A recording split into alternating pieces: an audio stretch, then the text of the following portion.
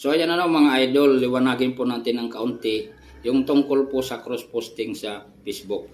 Ang dami po kasing gumagawa ng video na sinasabi po nila na bawal po ang cross-posting sa Facebook. So paano po magiging bawal ang cross-posting? Nasa tools po yan ni Facebook. Para sa akin, hindi po yan bawal. Ano nga ba ang tinatawag na cross-posting? Ang cross-posting mga idol, so halimbawa nag-upload po kayo ng video or video o kaya reels. Nag-upload po kayo, i-scroll nyo lang po pataas. Sa bandang ibaba po makikita po ninyo share to group. So pwede po natin i-share po yun sa 3 groups na sinalihan po natin. Yun po yung tinatawag na cross-posting mga idol. So hindi po yun bawal.